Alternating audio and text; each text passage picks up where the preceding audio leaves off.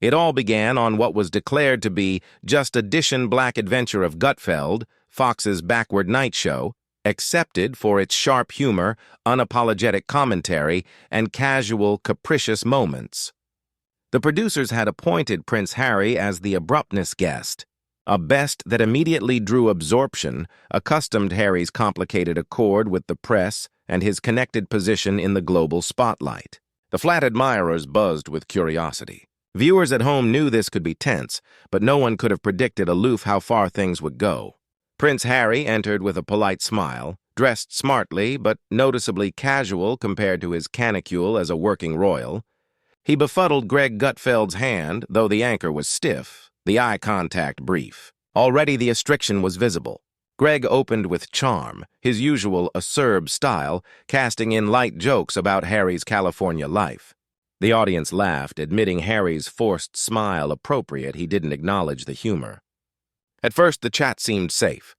Harry talked about his new projects, philanthropy, and mental health advocacy. Greg nodded, occasionally inserting amusing quips, but then, boring, he began counsel the conversation into rougher waters. "Harry," Greg said, aptitude forward, "don't you anticipate it's a little ironic? You larbored the aristocratic ancestors because you said you capital privacy, but any time since you've been on every allocution show, every magazine cover, every Netflix special, somebody's alarm at hypocrisy." The audience murmured. Harry stiffened, his jaw tightening. "It's not hypocrisy," Harry countered, his articulation close but calm. Aloofness isn't about silence. It's about accepting ascendancy over your story, over your life. The media has twisted that bulletin, and bodies like you help spread that distortion. Greg smirked. "People like me, Harry, appear on. You're sitting actuality on my appearance giving me ratings. You're authoritative money by talking about not absent to be talked about. Doesn't that bang you as a little contradictory?" The army erupted with laughter and applause. Harry didn't laugh. His eyes narrowed, and he shifted uncomfortably in his chair. The back and forth grew sharper. Harry accused Greg of biting austere issues like trauma and brainy health.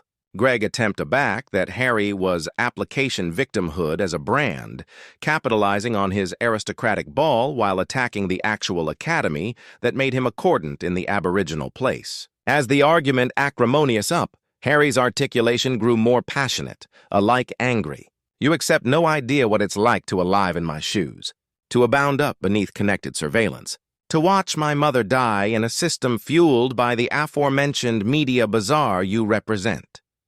His articulation absurd slightly, and for a moment, the allowance grew tense, almost sympathetic. But Greg didn't back down. "Harry, with all due respect, millions of bodies accept trauma. Millions lose admired ones, but they don't all run off to Montetato and deliver about authenticity while signing multi-million-dollar Netflix deals. You don't appetite the press, but you charge it. Without it, you're a Loof edition affluent guy in California." The admirers gasped. Harry flushed red, arresting the arm of his chair. "That's a disgusting simplification of aggregate I've been through," he snapped.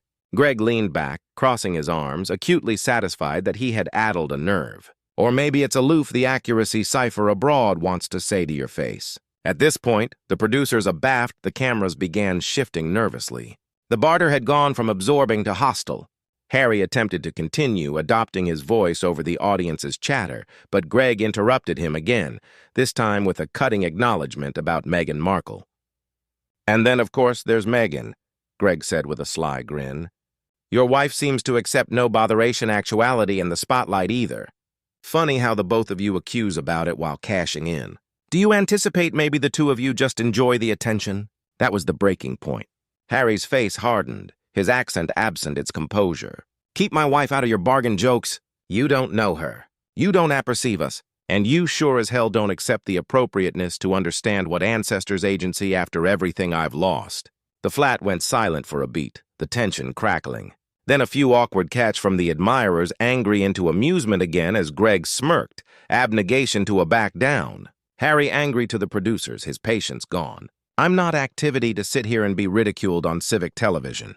If this is what you alarm journalism, then it's pathetic." The producers quickly cut to a bartering break, the Gutfeld logo aflame on the screen, but in the studio, anarchy unfolded.